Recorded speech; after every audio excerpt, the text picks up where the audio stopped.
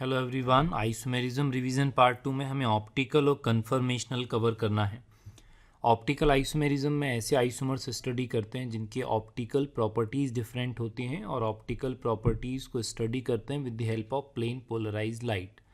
Revision में हम ये देखेंगे कि कंपाउंड को देखकर हम कैसे बता सकते हैं कि कंपाउंड इज़ एक्टिव और इनएक्टिव। उसके लिए होते हैं कंडीशंस, और यदि हम कंडीशन से बात को स्टार्ट करें तो कंडीशन होती है केवल एक, कि compound must be non planar and chiral. अब हमें ये कैसे मालूम चलेगा कि कंपाउंड इज़ प्लेनर और नॉन प्लेनर? ये मालूम चल जाता है हमें with the help of hybridisation. यदि sp2 और sp हाइब्रिडाइजेशन हुआ तो वो प्लेनर कहलाएगा, और यदि sp3 हाइब्रिडाइजेशन हुआ तो sp3 होता है टेट्राहेड्रल, मतलब नॉन प्लेनर। तो प्लेनर नॉन प्लेनर तो हम इससे डिसाइड कर लेंगे। अब ये हमें कैसे मालूम चलेगा कि कंपाउंड इज़ कायरल और नॉट? तो कायरल का मीनिंग होता है anything which is non super imposable on it's mirror image. मतलब हमें इमेज प्रेडिक्ट करना है और इमेज को उठाकर कंपाउंड पे रख कर फिट करके देखना है। फिट हो गया तो कंपाउंड इज कॉल्ड अकायरल। लेकिन यहाँ पे दो इम्पॉसिबल टास्क हैं कि हम नॉन प्लेनर कंपाउंड का इमेज प्रेडिक्ट नहीं कर सकते, और यदि इमेज प्रेडिक्ट कर भी लिया तो वो सुपर इम्पोजिबल है या नहीं हम ये पता नहीं कर सकते। इसलिए हम कंडीशन को ईजी बनाते हैं और कंडीशन को फिर हम दो पार्ट में ब्रेक करके स्टडी करते हैं। तो हम दो पार्ट्स देखते हैं, और दो पार्ट्स में दो पार्ट हैं। Condition 1, compound must have chiral atom. लेकिन मैंने यहाँ पे कायरल कार्बन लिखा हुआ है क्योंकि हमारे सिलेबस में नॉर्मली कार्बन इज़ यूज, लेकिन वो कोई भी एटम हो सकता है कायरल। क्या होता है अभी आगे बात करेंगे। Second condition is compound should not have any element of symmetry. अब एलिमेंट ऑफ सिमेट्री टोटल होते हैं 4। एक होता है प्लेन ऑफ सिमेट्री, एक होता है सेंटर ऑफ सिमेट्री, एक होता है अल्टरनेटिंग एक्सिस ऑफ सिमेट्री, और एक होता है एक्सिस ऑफ सिमेट्री। लेकिन हमने ये थ्योरी में लिखा भी हुआ है कि axis of symmetry is not associated with optical activity. मतलब for optical activity compound should not have first 3। Plane of symmetry नहीं होना चाहिए, सेंटर ऑफ सिमेट्री नहीं होना चाहिए, और अल्टरनेटिंग एक्सिस ऑफ सिमेट्री नहीं होना चाहिए। हमें ये दो कंडीशंस पढ़ना है। हम पढ़ना स्टार्ट करें उससे पहले ये क्लियर बता देते हैं कि जो कायरल एटम का हमने कंडीशन लिखा है कायरलिटी के लिए, तो हम ऐसे कंपाउंड देखेंगे जिनमें कायरल कार्बन होता है और हम उनको कायरल बोलेंगे। लेकिन बिल्कुल क्लियर लिखा हुआ है कि कायरलिटी विदाउट कायरल कार्बन भी होता है। जैसे ये जो कंपाउंड लिखा हुआ है ये सबसे इंपॉर्टेंट है, इनको बोलते हैं एलीन्स। इनको भी हमें स्टडी करना पड़ेगा। और बिल्कुल क्लियर लिखा हुआ है presence of chiral carbon is not a necessary condition for chirality. ठीक, तो हम फर्स्ट कंडीशन से स्टार्ट करते हैं। सबसे पहले कवर करते हैं what is chiral carbon. Chiral atom की यदि हम डेफिनेशन बोलें तो any atom which is sp3 hybridised. Actual definition यही है कि एटम sp3 होना चाहिए, एक बात। और दूसरी बात कि उस पर प्रेजेंट जितने भी ग्रुप हैं वो सारे के सारे कितने होने चाहिए, कैसे होने चाहिए, डिफरेंट होने चाहिए। अब लेकिन यहाँ पर यदि मैं स्टेटमेंट पढ़ूंगा तो ये नॉर्मल अपने लेवल के लिए है कि any carbon having 4 different valencies of groups. अब यहाँ पे ध्यान दो तो मैंने यहाँ पे 4 लिखा हुआ है, जबकि यहाँ पे 4 का होना कंपलसरी नहीं है। इम्पॉर्टेंट ये है कि जो भी प्रेजेंट रहे वो डिफरेंट रहे। सपोज़ जैसे मान लो मैंने यहाँ पर एक एनाइन लिखा R1, यहाँ पर नेगेटिव चार्ज, यहाँ पर R2 और यहाँ पर R3। मैं इस वाले कार्बन को भी कायरल कार्बन बोलूँगा। क्यों? क्योंकि इसका हाइब्रिडाइजेशन इज़ sp3, लेकिन इस पर ग्रुप तो 4 नहीं है ना। तो actual condition is hybridisation must be sp3, और जो भी प्रेजेंट रहे वो कैसा रहे, डिफरेंट रहे, तो वो कायरल कहलाता है। लेकिन इन जनरल 99% केसेस में कायरल कार्बन हमारे सामने ऐसा ही आएगा जिस पे present all 4 groups are different, और इसको एस्ट्रिक साइन से डिनोट करते हैं। ये ग्रुप डिफरेंट होना चाहिए, A B D and E different होना चाहिए। और ऐसा देखना बहुत सारे एग्जाम्पल भी लिखे हुए हैं। एग्जाम्पल एक बार कॉपी से देख सकते हैं। इनको बोलते हैं कायरल कार्बन। इन्हीं को बोला जाता है एसिमेट्रिक कार्बन, ये ध्यान रखना चाहिए। इन्हीं को बोलते हैं स्टीरियोजेनिक कार्बन और स्टीरियोजेनिक सेंटर। क्यों? क्योंकि यहाँ पर एक एक्सचेंज करने पर हम स्टीरियो आइसोमर्स बना सकते हैं, इसलिए इनको बोलते हैं stereogenic centre.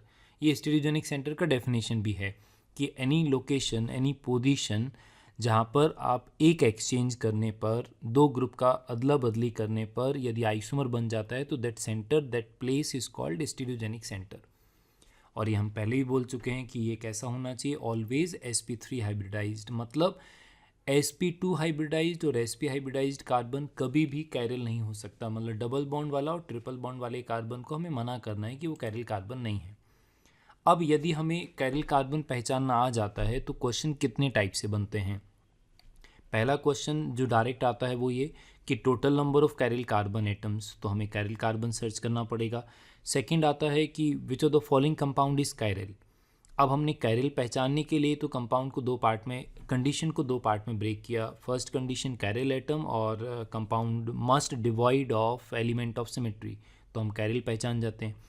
Which of the following compound can show optical isomerism, तो कैरिल कार्बन सर्च करना पड़ेगा। विच of the following compound is optically active, तो हमें कैरिल कार्बन सर्च करना पड़ेगा, अनलेस कि हम विदाउट कैरिल कार्बन वाले कंडीशंस को डील ना कर रहे हों तब। अब जब हमें कैरिल कार्बन पहचानने में आ गया, हम पहचान जाते हैं कि कौन सा कार्बन कैरिल कार्बन है, कौन सा कंपाउंड ऑप्टिकली एक्टिव होगा, कौन ऑप्टिकल आइसोमेरिज्म शो करेगा, तो नेक्स्ट स्टेप होता है हम आइसोमर बनाते कैसे हैं। तो आइसोमर बनाने के लिए हमें अरेंजमेंट चेंज करना होता है और अरेंजमेंट स्टडी करना फिर इम्पॉर्टेंट हो जाता है। और अरेंजमेंट को ही बोला जाता है configuration. Arrangement in the space is called configuration. Configuration दो तरीके से पढ़ते हैं। रिलेटिव कॉन्फिगरेशन, जिसमें हम कैपिटल डी और कैपिटल एल पढ़ेंगे। पहले हम ले रहे हैं एब्सोल्यूट कॉन्फिगरेशन, जिसमें कैपिटल आर और कैपिटल एस लिखा जाता है, ठीक है ना। आर का मतलब होता है रेक्टस मतलब राइट, और एस का मतलब होता है सिनिस्टर मतलब लेफ्ट, लेकिन ये इंपॉर्टेंट नहीं है, कहीं नहीं पूछा जाता। तो किस तरीके से आर और एस लिखा जाएगा, तो रूल नंबर 1 कहता है कि कैरिल कार्बन के जितने भी ग्रुप्स हैं उनको हमें प्रायोरिटी असाइन करना पड़ेगा, like number 1, 2, number 3, 4 etcetera, on the basis of CIP rule. और ये रूल हमने पढ़ा था ज्योमेट्रिकल आइसोमेरिज्म में, उसका रिवीजन वीडियो भी देख सकते हैं। CIP रूल में atoms are compared not groups. Atoms are compared on the basis of their atomic number और मास। आइसोटोप्स के केस में मास देखते हैं, नहीं तो हम एटॉमिक नंबर के बेसिस पे प्रायोरिटी असाइन करते हैं। फिर रूल नंबर 2 ये बोलता है कि फोर्थ प्रायोरिटी ग्रुप और किसी ग्रुप के लिए इम्पॉर्टेंट नहीं है, रूल इज़ रूल मानना पड़ेगा कि फोर्थ प्रायोरिटी ग्रुप को देखना है, उसको हमें हमेशा इनवर्ट द प्लेन रखना पड़ेगा। अब ये इनवर्ट द प्लेन क्या होता है? इनवर्ट द प्लेन रिप्रेजेंटेशन दो टाइप से हम लिखते हैं, या तो हम फिशर प्रोजेक्शन लिखते हैं या तो हम वेज डैश फॉर्मूला लिखते हैं। वेज डैश फॉर्मूला में तो जो डॉटेड लाइन होता है that is called invert the plane position, और वर्टिकल लाइन जो फिशर प्रोजेक्शन में होता है वो कहलाता है क्या? Invert the plane. तो फोर्थ प्रायोरिटी ग्रुप वहाँ पर होना चाहिए। अब यदि fourth priority group invert the plane है, then we have to move from 1 to 2 and 2 to 3, and if we are moving in clockwise direction then configuration is called R, और if we are moving in anti clockwise direction then configuration is called S। इस तरीके से हम configuration लिखते हैं। लेकिन फिर ये पढ़ते टाइम हमारे मन में डाउट आता है कि in case fourth priority group invert the plane नहीं हुआ तो फिर हम क्या करेंगे। तब हमने जो थियोरेटिकल मेथड पढ़ रखा है वो ये कि हमें फोर्थ प्रायोरिटी ग्रुप को पहले इनवर्ट द प्लेन लाना पड़ेगा, उसके बाद ही हम कॉन्फ़िगरेशन देख सकते हैं। तो कैसे लाया जाता है fourth priority invert the plane? तो हमने लिखा था we have to make even number of exchanges. हमें इवन नंबर ऑफ एक्सचेंजेस करने पड़ते हैं, और हम 2 बार 4 बार 6 बार 10 बार कर सकते हैं, लेकिन हमने ये डिसाइड किया था कि हम 2 एक्सचेंजेस करेंगे। तो हमें इवन नंबर ऑफ एक्सचेंजेस करने हैं to bring the fourth priority group invert the plane, only then configuration is observed. ये थियोरेटिकल मेथड है, ठीक है ना, ये सब्जेक्टिव मेथड है। यदि हम ऑब्जेक्टिव मेथड डायरेक्ट ट्राई करना चाहें तो पहली ज़रूरी बात कि शॉर्ट ट्रिक वेज डैश फॉर्मूले में नहीं लगता। हमने ऐसे कई सारे एग्जाम्पल्स लिखे हुए हैं जिनमें वेज डैश फॉर्मूले में शॉर्ट ट्रिक से आंसर गलत हो जाता है। तो शॉर्ट ट्रिक केवल फिशर प्रोजेक्शन में लगता है, और शॉर्ट ट्रिक ये कहता है कि जब fourth priority group Fischer projection में हॉरिजॉन्टल लाइन पर हो तब हम क्या करेंगे, हम एक्सचेंजेस नहीं करेंगे, हम डायरेक्ट 1 to 2, 2 to 3 मूव करेंगे और कॉन्फ़िगरेशन निकाल लेंगे, और कॉन्फ़िगरेशन जो भी आएगा उसको हम चेंज करके लिख देंगे तो हमारा आंसर करेक्ट हो जाएगा। लेकिन ध्यान रहे, never use short trick in veg dash formula. क्यों? क्योंकि उससे आंसर गलत हो जाते हैं। कई बार सही भी हो जाता है, लेकिन हम रिस्क नहीं लेंगे ना, इसलिए हम शॉर्ट ट्रिक यूज़ नहीं करते वेज डैश में। फिर जब हमने थ्योरी को आगे बढ़ाया है तो कुछ एग्जांपल्स लिखे हमने, और बड़े इंपॉर्टेंट ऑब्जर्वेशंस बनाए जिनको हमने रिजल्ट बोल के लिखा, और रिजल्ट्स थे 2। और यही सबसे इम्पॉर्टेंट पोर्शन है जहाँ से क्वेश्चंस बहुत ज़्यादा बनते हैं, और ये पोर्शन क्वेश्चंस करने में हेल्प भी बहुत ज़्यादा करता है। क्या थे रिजल्ट? कि after even number of exchanges we will get similar configuration. अब कॉन्फ़िगरेशन का मतलब यदि अरेंजमेंट है, इसका मतलब सिमिलर अरेंजमेंट, और सिमिलर अरेंजमेंट का मतलब सिमिलर कंपाउंड, इसका मतलब हम इसको क्या बोलते हैं, हमें होमोमर मिलेगा। हमें होमोमर मिलेगा यदि एक ही कैरिल कार्बन है तो, मतलब उस कार्बन का कॉन्फ़िगरेशन हमें सेम मिलेगा। एक्चुअल बात ये है। सेकेंड रिजल्ट ये सबसे इंपॉर्टेंट था, after odd number of exchanges we will get opposite configuration. Opposite configuration means different configuration, means R में यदि एक एक्सचेंज किया तो एस मिलेगा, एस में एक एक्सचेंज किया तो आर मिलेगा। और different configuration mean different arrangement, different arrangement means different compound, और इन्हीं को हम क्या बोलते हैं, आइसोमर्स। और तब थ्योरी यहाँ से आगे बढ़ती है कि हम आइसोमर्स कितने टाइप के पढ़ते हैं। लेकिन बिल्कुल क्लियर इंस्ट्रक्शन था क्लास में भी कि जब भी हम क्वेश्चंस करेंगे तो कैसे करेंगे, हम कॉन्फ़िगरेशन लिखेंगे, और कॉन्फ़िगरेशन लिखने के बाद हम क्या करते हैं, हम कॉन्फ़िगरेशंस को कंपेयर करते हैं, ऑब्जर्व करते हैं। अब कॉन्फ़िगरेशंस को जब ऑब्जर्व करेंगे तो दो बातें होंगी, या तो कॉन्फ़िगरेशन सेम होगा या तो कॉन्फ़िगरेशन डिफरेंट होगा। तब क्या रिजल्ट बनते थे, तो यहाँ पे लिखा हुआ है, एक बार रिवाइज कर लेते हैं। हमने कॉन्फ़िगरेशन लिखा और कॉन्फ़िगरेशन सेम आया तो हम उसको बोलते हैं कंपाउंड्स आर होमोमर्स। यदि कॉन्फ़िगरेशन डिफरेंट आता है तो डिफरेंट दो तरीके से आ सकता है। हो सकता है सारे कैरिल कार्बन का कॉन्फ़िगरेशन चेंज हो गया हो तो हम अपोजिट बोलते हैं, और बस यही सबसे इम्पॉर्टेंट टर्म है, जो अपोजिट होते हैं कॉन्फ़िगरेशन में उनको क्या बोलते हैं, दे आर कॉल्ड एनांशियोमर्स। और यदि सारे कैरिल कार्बन का नहीं होता, कुछ कैरिल कार्बन का होता है जिसको हम पार्शियली डिफरेंट बोलेंगे, उन आइसोमर्स को हम बोलते हैं क्या, डायस्टेरियोमर्स। तो फिर हमें अब आगे दो टर्म स्टडी करना होता है, एनांशियोमर्स एंड डायस्टेरियोमर्स। एक बार एनांशियोमर्स को रिवाइज करते हैं। एनांशियोमर्स की डेफिनेशन में यदि हम बात करें तो non super imposable mirror images are called enantiomers, ठीक है ना। लेकिन हम मिरर इमेजेस कभी प्रेडिक्ट नहीं कर पाते, इसलिए हम ये वाला डेफिनेशन केवल ट्रू फॉल्स के लिए याद रखते हैं। Second definition, dextro and levo forms. ध्यान से, ये small D and small L है, capital D capital L arrangement का टाइप होता है। कैपिटल डी कैपिटल एल का स्मॉल डी स्मॉल एल से कोई लेना देना नहीं होता।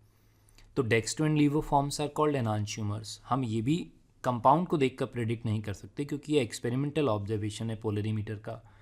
डेफिनेशन नंबर 3 यही सबसे इंपॉर्टेंट है, क्वेश्चन करने में यही हेल्प करता है।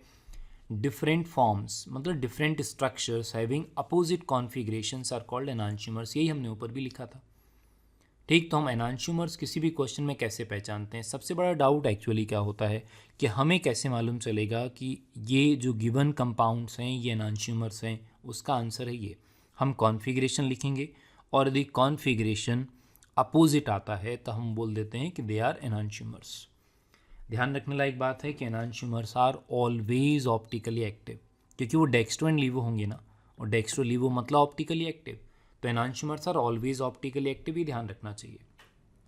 फिर जब हम प्रॉपर्टीज़ ऑफ एनांशियोमर्स देखते हैं तब जो सबसे इंपॉर्टेंट जिससे क्वेश्चन बनते हैं वो ये कि एनांशियोमर्स की सारी फिजिकल प्रॉपर्टीज़ होती हैं सेम एक्सेप्ट ऑप्टिकल रोटेशन। और ऑप्टिकल रोटेशन में भी कितना डिफरेंस आता है, केवल साइन का डिफरेंस आता है plus theta and minus theta. Extent of rotation होता है सेम, बस एक क्लॉकवाइज डायरेक्शन में रोटेट करेगा पीपीएल को और एक एंटी क्लॉकवाइज डायरेक्शन में रोटेट करेगा। इस बात का सिग्निफिकेंस क्या है कि सिमिलर फिजिकल प्रॉपर्टीज़, तो हमने एग्जाम में हुए क्वेश्चंस भी किए हैं। यदि फिजिकल प्रॉपर्टीज़ आर सेम तो फिर हम ये बोलते थे कि they can not be separated by any physical method like fractional distillation means on the basis of different boiling points. भाई बॉइलिंग पॉइंट डिफरेंट यदि नहीं रहेगा तो एक ही टेम्परेचर पे दोनों वेपर फेज में आएंगे तो हम उनको सेपरेट नहीं कर सकते हैं। फिर ये बड़ा इंपॉर्टेंट है। फिर एनांशियोमर्स में हमने डिफरेंस और भी लिखे हुए हैं कि जब ये कैरिल के साथ इंटरेक्ट करते हैं तो ये डिफरेंट बिहेवियर शो करते हैं, और एकैरिल के साथ इंटरेक्ट करते हैं तो ये सिमिलर बिहेवियर शो करते हैं। फिर सेकेंड टर्म जो हमें रिवाइज करना होता है, सेकेंड टर्म था डायस्टेरियोमर्स। डायस्टेरियोमर्स के दो डेफिनेशन होते हैं। एक डेफिनेशन तो ये, क्योंकि तुमने ऊपर देखा कि आइसोमर दो ही टाइप का होता है, या तो एनांशियोमर होगा या डायस्टेरियोमर। तो जो एनांशियोमर नहीं वो क्या होगा, आइसोमर डायस्टेरियोमर होगा, लेकिन वो लॉजिकल नहीं है। इसलिए जो सबसे अच्छा definition, actual definition is first, stereo isomers which are not mirror images are called diastereomers. अब ये थोड़ा ब्रॉड कैटेगरी है, क्योंकि स्टीरियो आइसोमर्स यदि हमने बोला तो स्टीरियो आइसोमेरिज्म में हम ज्योमेट्रिकल भी पढ़ते हैं, स्टीरियो आइसोमेरिज्म में हम ऑप्टिकल भी पढ़ते हैं, और स्टीरियो आइसोमेरिज्म में हम कन्फर्मेशनल आइसोमेरिज्म भी पढ़ते हैं। मतलब हम सारी कैटेगरीज में डायस्टेरियोमर्स पढ़ते हैं। फिर कोई खास बात, diastereomers have different properties, different physical properties, और डिफरेंट फिजिकल प्रॉपर्टीज़ का मतलब है they can be separated on the basis of different physical properties like boiling point, मतलब फ्रैक्शनल डिस्टिलेशन से सेपरेट कर सकते हैं। और यही रिजोल्यूशन जो मेथड होता है सेपरेशन ऑफ एनांशियोमर्स, उसका बेसिस बनता है। फिर डायस्ट्रीमर्स किस टाइप का होता है, तो डायस्ट्रीमर्स एक्टिव टाइप का भी हो सकता है और इनएक्टिव, दोनों टाइप का हो सकता है। क्यों? क्योंकि हमने बोला ना अभी कि स्टीरियो आइसोमर्स ज्योमेट्रिकल भी होते हैं, ऑप्टिकल भी होते हैं, कन्फर्मेशनल भी होते हैं। तब हमने जो सबसे इंपॉर्टेंट बात लिखी थी वो ये कि जब हम ज्योमेट्रिकल आइसोमर्स को डायस्टीरियोमर्स में पढ़ते हैं तो हमने इस तरीके से रिलेट किया था कि ज्योमेट्रिकल आइसोमेरिज्म स्टीरियो आइसोमेरिज्म का पार्ट है, यस। फिर सिस और ट्रांस मिरर इमेजेस नहीं होते क्योंकि सिस में दोनों ग्रुप सेम साइड होते हैं, सिमिलर ग्रुप, और ट्रांस में अपोजिट साइड होते हैं, तो मिरर इमेजेस नहीं हो सकते। दोनों लाइन को एक साथ पढ़ेंगे तो stereo isomers which are not mirror images they are called diastereomers. इसका मतलब ज्योमेट्रिकल आइसोमर्स को हम डायस्टीरियोमर्स भी बोलते हैं। मतलब डायस्टीरियोमर्स हर टाइप का होता है, ज्योमेट्रिकल भी होता है, ऑप्टिकल टाइप का भी होता है, और कन्फर्मेशनल टाइप का भी होता है। लेकिन कन्फर्मेशनल वाला यूज़ नहीं होता है, इसलिए हम भूल जाते हैं। हम केवल दो ही टाइप के डायस्ट्रीमर्स याद रखेंगे, एक ज्योमेट्रिकल टाइप के और एक ऑप्टिकल टाइप के। इसलिए हमने लिखा है कि डायस्ट्रीमर्स दोनों टाइप का होता है, एक्टिव टाइप भी होता है और इनएक्टिव टाइप भी होता है। फिर जब हम फर्स्ट कंडीशन कैरिल कार्बन से रिलेटेड, कॉन्फ़िगरेशन से रिलेटेड सारे ऑब्जर्वेशन कंप्लीट कर लेते हैं, तब हम आते हैं सेकेंड कंडीशन पे।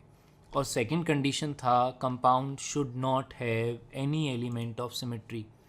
और एलिमेंट ऑफ सिमेट्री, वैसे तो हमने क्लास में सारे ही टाइप के एलिमेंट ऑफ सिमेट्री पढ़े हुए हैं, लेकिन जो सबसे इंपॉर्टेंट है that is plane of symmetry. देखो सिमेट्री का मतलब होता है सिमिलरिटी। तो यदि प्लेन ऑफ सिमेट्री बोल रहे हैं मतलब प्लेन ऑफ सिमिलरिटी बोल रहे हैं, तो प्लेन के दोनों साइड यदि कंपाउंड सेम रहेगा तो that is called plane of similarity. यही हमने डेफिनेशन में लिखते हैं। Any imaginary plane which bisects a molecule in such a manner that one part is mirror image of other part, हम ऐसे ही बोल सकते हैं, जो इक्वल हाफ्स में डिवाइड करता है that is called plane of symmetry. ठीक है ना। और यदि हम एग्जांपल्स की बात करें तो कॉपी में हमने बहुत सारे एग्जांपल्स लिखे हुए हैं, रिवीजन के लिए कुछ एग्जांपल्स में अपन बात कर लेते हैं। जैसे हमने फर्स्ट वाला एग्जांपल लिखा, यही सबसे इंपॉर्टेंट है, this compound is tartaric acid. अब इसमें यदि हम बात करें तो इसमें कैरिल कार्बन है, नो डाउट। देखो कैरिल कार्बन है इसमें, और कैरिल कार्बन, ये वाला भी कैरिल कार्बन है और ये वाला कार्बन भी कैरिल कार्बन है। मतलब इसमें कितने कैरिल कार्बन है? इसमें 2 कैरिल कार्बन है। लेकिन इसमें ये वाला जो प्लेन बना हुआ है डॉटेड लाइन, ये प्लेन ऑफ सिमेट्री है। और यदि इसमें प्लेन ऑफ सिमेट्री आ रहा है, इसका मतलब कैरिल कार्बन होने के बाद भी हमें इसको क्या बोलना पड़ेगा? Compound is optically inactive. और नेक्स्ट हेडिंग फिर यही आता है कि इन कंपाउंड्स को क्या बोलते हैं? इन्हीं कंपाउंड्स हम बोलते हैं मीजो कंपाउंड्स। सेकेंड वाले एग्जाम्पल में देखें, यहाँ पर ये वाला प्लेन ऑफ सिमेट्री है क्योंकि इक्वल हाफ्स में आ रहा है। लास्ट वाले में देखेंगे तो ये बड़ा इंपॉर्टेंट ऑब्जर्वेशन था, यहाँ पर प्लेन ऑफ सिमेट्री नहीं है। और प्लेन ऑफ सिमेट्री नहीं होने का रीज़न, यहाँ पर ये वाले कार्बन पे क्लोरीन देखो तो इनवर्ट द प्लेन है, जबकि ये वाले कैरिल कार्बन पे क्लोरीन देखेंगे तो आउटवर्ड द प्लेन है। और यदि मैं इस जो डॉटेड लाइन है मैं इसको एक मिरर मान लेता हूँ, तो यदि आउटवर्ड द प्लेन Cl लेकर मैं मिरर के सामने जाऊँगा तो मुझे इमेज में भी आउटवर्ड द प्लेन ही दिखेगा। तो दोनों का सेम साइड होना ज़रूरी था, इसलिए ये प्लेन ऑफ सिमेट्री नहीं है। तो फिर नेक्स्ट हेडिंग क्या था? हालांकि देखो मीजो कंपाउंड जो हम आने वाला है ये सेंटर ऑफ सिमेट्री के बेसिस पर ही बोलते हैं, लेकिन जनरली प्लेन ऑफ सिमेट्री मिलता है, इसलिए हमने केवल प्लेन ऑफ सिमेट्री रिवाइज किया। फिर हम इन कंपाउंड का नाम क्या बोल रहे थे? मीजो कंपाउंड्स हैं ये। और मीजो कंपाउंड अभी हमारी बात हुई है कि ऐसे compound having at least 2 chiral carbons. ये सबसे इंपॉर्टेंट बात है कि इसमें 2 कैरिल कार्बन का होना ज़रूरी है कम से कम। यदि कैरिल कार्बन नहीं रहेगा तो मीजो कंपाउंड डिफाइंड ही नहीं है। But optically inactive due to presence of plane of symmetry. मैंने वही लिखा जो अपने काम आता है, बाकी सेंटर ऑफ सिमेट्री में भी मीजो बोला जा सकता है, इस कॉल्ड मीजो कंपाउंड। तो हमें जब भी मीजो को रिवाइज करना है हमें कितनी बातें ध्यान रखना है? 3 बातें। First, compound must be symmetrical. भाई यदि यहाँ पर ये वाले ग्रुप्स को देखो, ये वाले ग्रुप और ये वाले ग्रुप डिफरेंट हो जाते तो मैं प्लेन ऑफ सिमेट्री नहीं बोल पाता ना। तो कंपाउंड मस्ट बी सिमेट्रिकल, पहला कंडीशन। दूसरा कंडीशन है at least 2 chiral carbons. Third condition है एलिमेंट ऑफ सिमेट्री। मतलब plane of symmetry in general अपने लिए। और चूंकि मीजो कंपाउंड है, मीजो कंपाउंड को हम इनएक्टिव लिख चुके हैं ऊपर, और जो इनएक्टिव होता है उसका ऑप्टिकल रोटेशन कितना होता है, उसका नेट ऑप्टिकल रोटेशन होता है 0। और क्यों होता है नेट ऑप्टिकल रोटेशन 0, तो हम बोलते हैं due to internal compensation. Internal compensation का मतलब होता है rotation of one part cancels the rotation of other part. तो मीज़ो का हमेशा कितना बोलना है, 0। ऐसे कितने सारे क्वेश्चंस हमने देखे हैं जिनमें ऐसा होता है कि बहुत सारा इन्फॉर्मेशन लिखा होता है और फिर लास्ट में जाके क्या पूछते हैं, वो मीज़ो का ऑप्टिकल रोटेशन पूछते हैं और हमें लगता है कि उस इन्फॉर्मेशन को यूज़ करना पड़ेगा, लेकिन नहीं। मीज़ो का यदि पूछते हैं तो बिना किसी इन्फॉर्मेशन को यूज़ किए हुए हम डायरेक्ट क्या बोल सकते हैं कि ऑप्टिकल रोटेशन होता है 0। क्लियर। फिर 0 ऑप्टिकल रोटेशन से रिलेटेड एक टर्म और आता है रेसिमिक मिक्सचर। अब लोग कंफ्यूज होते हैं रेसिमिक मिक्सचर और मीज़ो कंपाउंड्स में, तो दोनों में बेसिक सा डिफरेंस है कि एक मिक्सचर है और एक कंपाउंड है। मिक्सचर एक से ज़्यादा कंपाउंड को मिला के बनाते हैं और कंपाउंड सिंगल कंपाउंड होता है, राइट। तो व्हाट इज़ रेसिमिक मिक्सचर, तो रेसिमिक मिक्सचर का मतलब होता है ऐसा कोई भी मिक्सचर जिसमें तुमने एनांशियोमर्स को इक्वल अमाउंट में लिया हो, मतलब 50% डी, और यदि मैं 50% एल मिलाऊंगा ना, तब मैं इसको क्या बोलूँगा, रेसिमिक मिक्सचर बोलूँगा। मतलब equimolar mixture of enantiomers is called racemic mixture. ठीक, ये कुछ टर्म्स हैं जो हम रिवाइज करना ज़रूरी था। फिर इसके बाद हम जब कैरिल कार्बन से हटते हैं तो बड़े इंपॉर्टेंट आते हैं। बड़ा इंपॉर्टेंट था कि हमने पहले लिखा था कैरिलिटी विदाउट कैरिल कार्बन ऐसे कौन से कंपाउंड होते हैं, तो वो स्टडी करते हैं हम इस तरीके से। तो very important compounds which are optically active but without chiral carbon. तो ऐसे कंपाउंड में हमने स्टडी करने के लिए क्या डिसाइड किया था, हमने ये डिसाइड किया था कि हम कंटिन्यूसली प्रेजेंट डबल बॉन्ड, हम किसको, डबल बॉन्ड को और रिंग को ऐड करेंगे, और जब हम ऐड करेंगे तो कोई नंबर आएगा, और जब नंबर आएगा याद रहे कंटिन्यूसली प्रेजेंट होना चाहिए, गैप नहीं आना चाहिए। अब जो सम करेंगे तो नंबर या तो इवन नंबर आएगा या तो ऑड नंबर आएगा, और बस हमें यही याद रखना था कि यदि इवन नंबर आता है तो हम बोलते हैं नॉन प्लेनर, एक्सप्लेनेशन कॉपी में लिखे हुए हैं, हम तो केवल रिवाइज कर रहे हैं। ऑड नंबर यदि आता है तो हम प्लेनर बोलते हैं, प्लेनर ऑलवेज ऑप्टिकली इनएक्टिव, क्योंकि हमने कंडीशन लिखा था compound must be non planar, right. अब यदि इवन नंबर में आए तो यदि कंपाउंड हमने नॉन प्लेनर पहचान लिया है तब ऑप्टिकली एक्टिव बोल सकते हैं, लेकिन सारे नॉन प्लेनर तो ऑप्टिकली एक्टिव नहीं होते। उसके लिए कंडीशन है कि G1 G2 different and G3 G4 must be different. और इसका एक्चुअल एक्सप्लेनेशन ये था कि इनमें क्या नहीं होना चाहिए, इनमें प्लेन ऑफ सिमेट्री नहीं होना चाहिए। जब G1 G2 सेम हो जाता है तब प्लेन ऑफ सिमेट्री आता है, इसलिए। और प्लेन ऑफ सिमेट्री मतलब एलिमेंट ऑफ सिमेट्री, तो ऑप्टिकली इनएक्टिव होनी था। अब जैसे सबसे इंपॉर्टेंट कैटेगरी है एलिन्स। देखो ध्यान से, G1 G2 एक ही कार्बन पर हैं और G3 G4 एक ही कार्बन पर हैं। हम G1 को कभी भी G3 G4 से कंपेयर नहीं करते, वो सेम भी हो सकते हैं, वो डिफरेंट भी हो सकते हैं। तो यदि मैं यहाँ पर ऐड करूँगा तो 1 + 1 2 आ रहा है, इवन नंबर आ रहा है, तो मैं नॉन प्लेनर बोलूँगा, और यदि ग्रुप डिफरेंट दिख जाते हैं तो मैं उसको क्या बोलूँगा, ऑप्टिकली एक्टिव। अब जब मैं प्लेनर साइड आता हूँ, ऑप्टिकली इनएक्टिव बोलूँगा, तो ये compound can show geometrical isomerism. और ज्योमेट्रिकल आइसोमेरिज्म का तो कंडीशन बहुत पुराना है कि एक ही कार्बन पर सिमिलर ग्रुप नहीं होना चाहिए। तो एक्चुअली इंपॉर्टेंट एलिन्स ही है, लेकिन सिमिलर टाइप के होते हैं, लाइक साइक्लोएल्काइलिडीन्स, स्पाइरेन्स। इनमें भी जैसे हमने लिखा साइक्लोएल्काइलिडीन। साइक्लोएल्काइलिडीन में क्या होता है, साइक्लोएल्काइलिडीन में एक रिंग और एक डबल बॉन्ड होता है। क्या रिंग का कोई रेस्ट्रिक्शन है? नहीं, रिंग का कोई रेस्ट्रिक्शन नहीं है। रिंग 4 मेंबर्ड, 5 मेंबर्ड, 6 मेंबर्ड कैसा भी हो सकता है, बस रिंग होना ज़रूरी है। फिर उसके बाद यदि हम बात करें स्पाइरेन्स, तो स्पाइरेन्स में केवल रिंग होता है, रिंग का सिमिलर होना ज़रूरी नहीं है, बस रिंग होना चाहिए। तो एक ज़्यादा यदि रिंग है तो दे आर कॉल्ड स्पाइरेन्स। लेकिन तीनों का थ्योरी एक्चुअली है सेम, तो हम अलग अलग ना पढ़ के केवल जो ऊपर वाला बॉक्स बने हुए हैं केवल हम वो पढ़ते हैं कि हमने कंटिन्यूसली प्रेजेंट डबल बॉन्ड और रिंग को ऐड किया, इवन आया तो क्या बोलना है, ऑड आया तो क्या बोलना है, बस ये याद रखेंगे और हम सारे क्वेश्चन ईजिली कर पाते हैं। विदाउट कैरिल कार्बन में जो फोर्थ कैटेगरी आती है वो भी बड़ी इंपॉर्टेंट है, दे आर बाइफिनाइल्स। बाइफिनाइल्स मतलब 2 बेंजीन रिंग वाला कंपाउंड। वैसे तो बाइफिनाइल में बेंजीन रिंग है और बेंजीन रिंग में कार्बन का हाइब्रिडाइजेशन होता है sp2, तो वो तो रहेगा प्लेनर। लेकिन लिखा हुआ है कि ये वाला compound sometimes this structure becomes non planar. लेकिन कब? जब एटलीस्ट 2 बल्की ग्रुप्स होते हैं तब। कहाँ पर होते हैं? Present at ortho positions. Ortho position में भी कहाँ पर? नियरेस्ट, जिसको हम क्या लिखते थे कॉपी में? आमने सामने होना ज़रूरी है, मतलब उनके बीच में इंटरेक्शन होना ज़रूरी है। और बल्कि इसलिए होना ज़रूरी है क्योंकि उनके बीच में रिपल्शन चाहिए हमें। रिपल्शन होगा तो कोई एक रिंग अपनी प्लेन से घूम जाएगा, रोटेट कर जाएगा और कंपाउंड बिकम्स नॉन प्लेनर। और एक बार यदि नॉन प्लेनर हो गया ना, उसके बाद हम ऑप्टिकल एक्टिविटी की बातें कर सकते हो। कंडीशन सेम है, G1 G2 must be different and G3 G4 must be different. और वापस से G1 G2 एक ही रिंग पर हैं, G3 G4 एक ही रिंग पर हैं। और जब मैं बोलता हूँ ये ग्रुप मस्ट बी डिफरेंट, इसका मतलब मैं बोलता हूँ कि इसमें क्या नहीं होना चाहिए?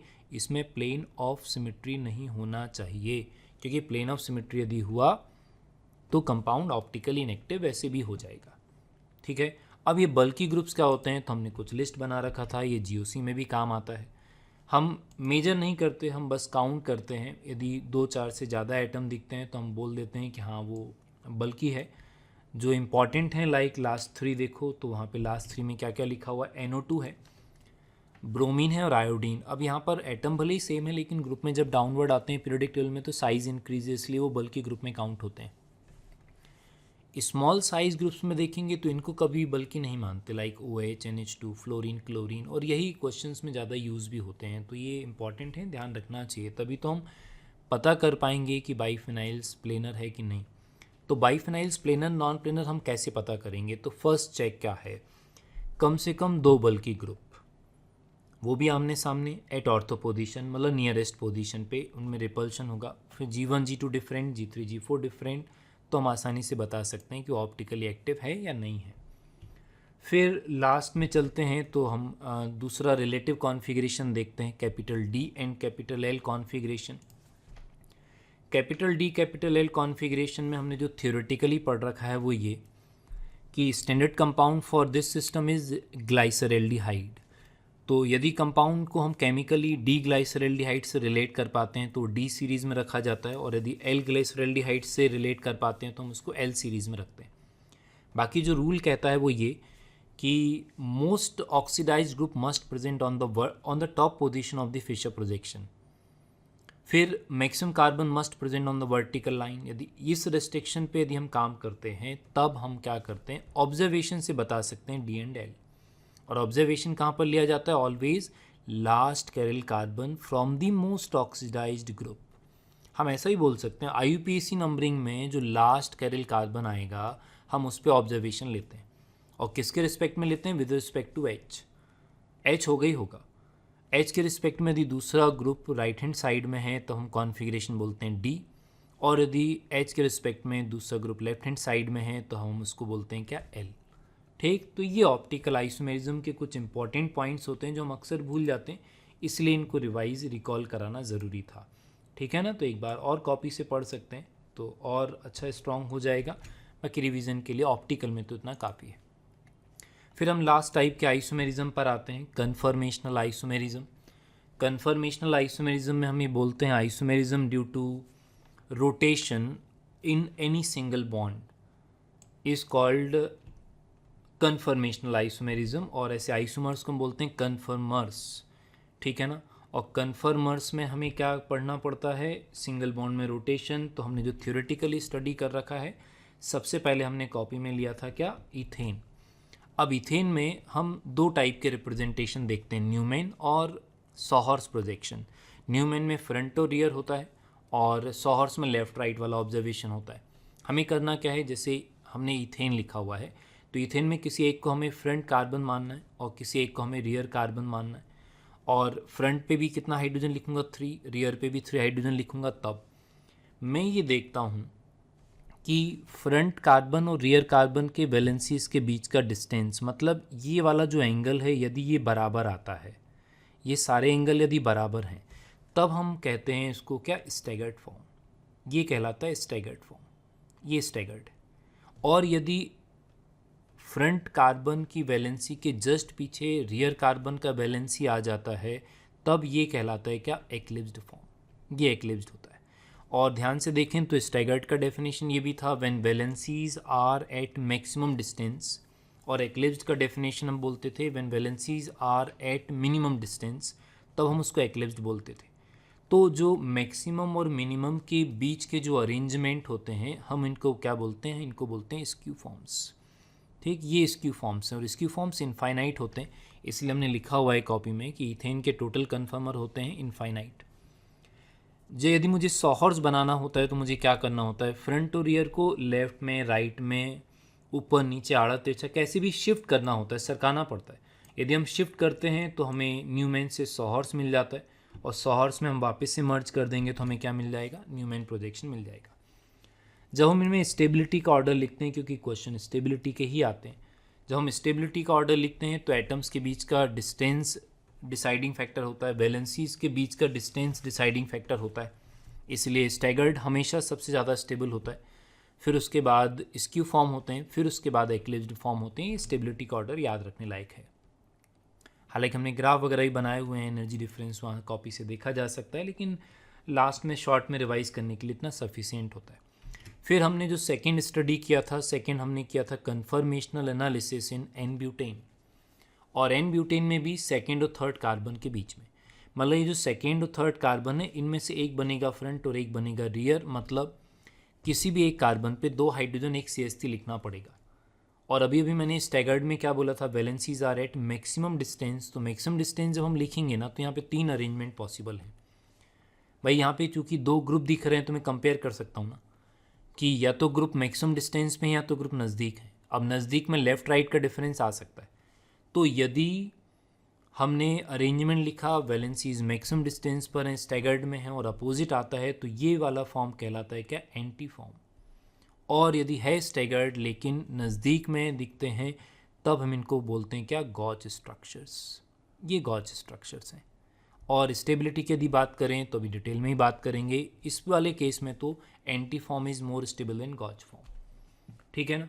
तो हम चाहें तो इनका सॉहर्स प्रोजेक्शन भी बना सकते हैं, हमें शिफ्ट करना पड़ेगा फ्रंट और रियर को, बस इतना सा काम है। और यही सिमिलर ऑब्जर्वेशन फिर हमें एक्लिप्स्ड फॉर्म में भी मिलता है। अब देखने को एक्लिप्स्ड का मतलब क्या होता है, एक्लिप्स्ड का मतलब है कि valencies are at minimum distance. तो जो स्ट्रक्चर्स बने हुए हैं तीनों की तीनों एक्लिप्स्ड हैं, लेकिन यहाँ पर यदि फर्स्ट वाले स्ट्रक्चर में देखेंगे तो ये परफेक्ट एक्लिप्स है, इसको बोला जाता है फुली एक्लिप्स्ड फॉर्म। फुली एक्लिप्स्ड बोलने का रीज़न क्या है कि CH3 ने CH3 को ओवरलैप किया, H ने H को किया। और ये जो हैं तो एक्लिप्स्ड फॉर्म, लेकिन ये कहलाते हैं पार्शियली एक्लिप्स्ड फॉर्म। और स्टेबिलिटी का यदि ऑर्डर बोलें तो ग्रुप के नज़दीक रहेगा तो अनस्टेबल, इसलिए partially eclipsed forms are more stable than fully eclipsed form in this case. लेकिन यहाँ पर इसके बाद हमने जो स्टडी किया था, ये क्वेश्चंस बहुत कॉमन है, क्या हमेशा anti form is more stable than gauche structures, तो रॉन्ग। हमने स्टडी कर रखा है, ऐसे एग्जाम्पल लिखा था, ये एग्ज़ाम में हुआ क्वेश्चन है 2-फ्लोरोइथेनॉल। और इस पर्टिकुलर केस में क्या था, जब हमने स्टैगर्ड फॉर्म बनाया और हमने एंटी फॉर्म और गॉच स्ट्रक्चर्स लिखे, तब हमने गॉच में ये वाला अट्रैक्शन देखा, क्योंकि फ्लोरीन है इलेक्ट्रोनेगेटिव तो डेल्टा माइनस रहेगा, यहाँ पर H पे डेल्टा प्लस रहेगा बिकॉज अटैच्ड विद ऑक्सीजन। और इस बॉन्ड को हम क्या बोलते हैं, H बॉन्ड। और H बॉन्ड बनने से, किसी भी टाइप के बॉन्ड बनने से एनर्जी होती है रिलीज, मतलब स्टेबिलिटी बढ़ता है, और इसलिए इस पर्टिकुलर केस में gauche is more stable than anti. लेकिन यहाँ पे एक अच्छा डाउट आता था कि क्या एक्लिप्स्ड वाला H बॉन्ड के कारण कभी स्टैगर्ड से आगे निकल सकता है, तो नहीं, क्योंकि एक्लिप्स्ड में वैलेंसीज के बीच का डिस्टेंस मिनिमम होता है, उसमें एक आता है टर्म टॉर्शनल स्ट्रेन मैक्सिमम होता है, इसलिए वो अनस्टेबल होता है। क्लियर है, तो ये ध्यान रखेंगे। फिर हमने थोड़ा एक्स्ट्रा स्टडी किया था और हमने बोला था ये कि यदि हम देखना चाहें कि कब एंटी फॉर्म और कब गॉच फॉर्म ज़्यादा स्टेबल होता है, तब हमने लिखा था ऐसा कि यदि रिपल्शन वाला केस है, देखो स्टेबिलिटी का सिंपल सा रूल लॉजिक है क्या, सिंपल सा रूल ये है कि अट्रैक्शन स्टेबिलिटी को बढ़ाता है और रिपल्शन जो है स्टेबिलिटी को कम करता है। तो यदि हमें स्टेबिलिटी ऑर्डर देखना है, मोर स्टेबल लेस स्टेबल बोलना है, तो हमें क्या करना चाहिए, हमें करना चाहिए ये कि अट्रैक्शन वाले ग्रुप नज़दीक रखना है और रिपल्शन वाले ग्रुप रखना है दूर। यदि अट्रैक्शन वाले ग्रुप नज़दीक हैं और रिपल्शन वाले ग्रुप दूर हैं तो मोर स्टेबिलिटी। तो 2 कॉलम बने हुए हैं, एंटी फॉर्म कब गॉच से ज़्यादा स्टेबल होता है, जब रिपल्शन वाला केस होगा। तो यहाँ पर क्या है, ये रिपल्शन यदि होगा यहाँ पर, तो मैं लिख देता हूँ यहाँ पे, यदि रिपल्शन है तो एंटी ज़्यादा स्टेबल, और यदि अट्रैक्शन वाला केस है तो अट्रैक्शन वाला केस है तो क्या होता है, गॉज ज़्यादा स्टेबल। एक बार लिस्ट देखी जा सकती है, सिमिलर चार्जेस के बीच में रिपल्शन होता है और अपोजिट चार्जेस के बीच में अट्रैक्शन होता है। सिंपल सा लॉजिक है और हम आसानी से बता सकते हैं। फिर हमने कन्फर्मेशनल आइसोमेरिज्म में लास्ट स्टडी किया था कन्फर्मेशनल आइसोमेरिज्म इन साइक्लोएल्केन्स, और उसमें हमने स्टडी किया था साइक्लोहेक्सेन में 4 कन्फर्मर होते हैं, chair form, half chair form, twisted boat form और बोट फॉर्म। इनमें सबसे इम्पॉर्टेंट स्टेबिलिटी होता है और स्टेबिलिटी में सबसे इम्पॉर्टेंट है मोस्ट अनस्टेबल बोट फॉर्म नहीं है, सबसे अनस्टेबल हाफ चेयर फॉर्म होता है, मोस्ट स्टेबल चेयर फॉर्म है। यहाँ पर जेई में एक क्वेश्चन आया हुआ है कि कौन सा एक कन्फर्मर है जो कायरल होता है, तो ये जो ट्विस्टेड बोट फॉर्म होता है ये कायरल होता है, ये अच्छा एक ऑब्जेक्टिव बनता है, ठीक है ना। तो हम ये स्टेबिलिटी का ऑर्डर याद रखेंगे। फिर इसमें साइक्लोहेक्सेन में हमने कुछ एक्स्ट्रा स्टडी किया था, वो साइक्लोहेक्सेन में बैलेंसीज के टाइप हमने अलग अलग बोले थे। तो साइक्लोहेक्सेन में बैलेंसीज के 2 टाइप होते हैं, एक्सियल और इक्वेटोरियल। जो रेड कलर से लिखा हुआ है वो एक्सियल है और ब्लू कलर से लिखा हुआ है वो इक्वेटोरियल है। तो हमने याद रखने के लिए बोल दिया था कि 2 टाइप का बॉन्ड होता है, एक सीधा सीधा बॉन्ड होता है, एक आड़ा तिरछा होता है, तो पहचानना आसान हो जाता है।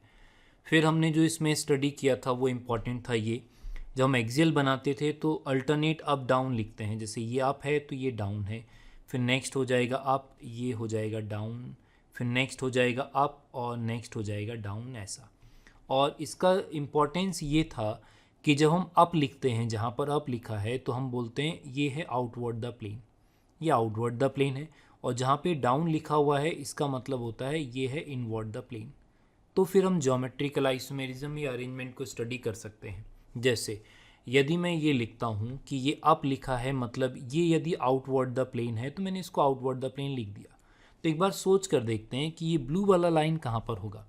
अब चूंकि ये वाला कार्बन टेट्राहेड्रल है sp3, 2 valencies on the plane, एक इनवर्ड द प्लेन एक आउटवर्ड द प्लेन, इसीलिए ये वाला जो लाइन होगा, ये रेड कलर से जो लिख रहा हूँ ये इनवर्ड द प्लेन होगा, ठीक है ना। अब जैसे नेक्स्ट कार्बन पे यदि मैं ट्राई करूँ तो यहाँ पे इनवर्ड द प्लेन है, क्यों, क्योंकि डाउन लिखा हुआ है तो इनवर्ड द प्लेन है। तो एक बार इमेजिन करें ब्लू वाला कहाँ पर होगा, तो फिर ये मुझे ये लिखना पड़ेगा, आउटवर्ड द प्लेन लिखना पड़ेगा, ठीक। इस तरीके से हम सबको एक बार स्टडी कर सकते हैं और ये कुछ अच्छे लेवल के क्वेश्चंस में यूज़ होता है, ठीक है। रिवाइज करें और सारे क्वेश्चंस करें। Thank you.